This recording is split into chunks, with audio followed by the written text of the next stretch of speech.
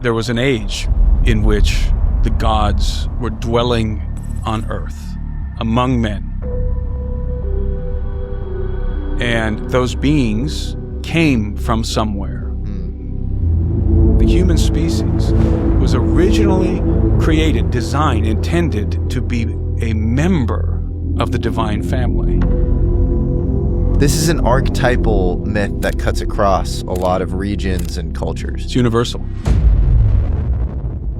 So we have these watchers that came down, they were extraterrestrial, they mated with man, they created Nephilim, and then we have evidence that a lot of this actually holds astronomical weight in the ancient world.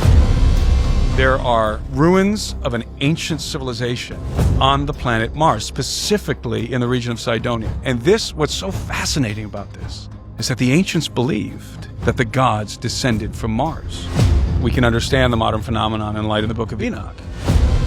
Hearing about the Book of Enoch, and it sounds a lot like Prometheus, where Yes. you have titans who try to give mankind sacred knowledge. So these were very, very intelligent beings, probably in possession of what I would describe as advanced aerospace technology. I myself have seen a UFO right above my car. And this thing just descended and just hovered there like I was supposed to see it. That is some top secret.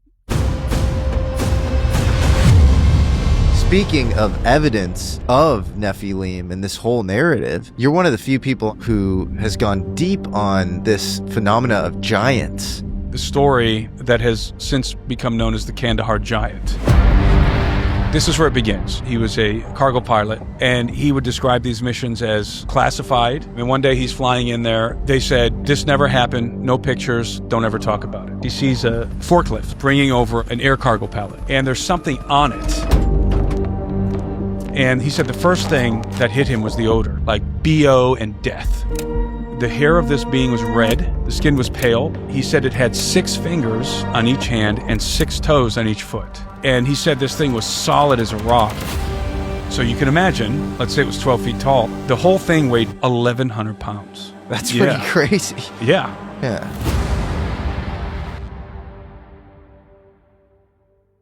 The abduction phenomenon is real. It's physical. It's mostly the Greys come get you and take you on their vessel, and you are gone. You're physically missing. Not your spirit.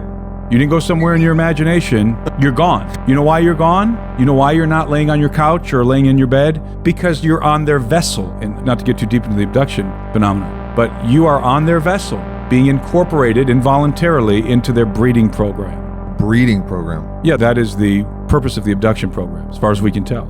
And they extract semen from males, they take eggs from females, they modify the eggs in vitro, add in some sort of exotic alien component, and then they implant the zygote into the womb. Even women who don't have wombs, who've had hysterectomies, there's an extra uteral insertion, implantation, to where the woman can be carrying a fetus even without a womb. And the whole purpose of this is to, again, as far as we can tell, is to have that human connection to the mother. Because the end goal is to create human-alien hybrids that are indistinguishable from us.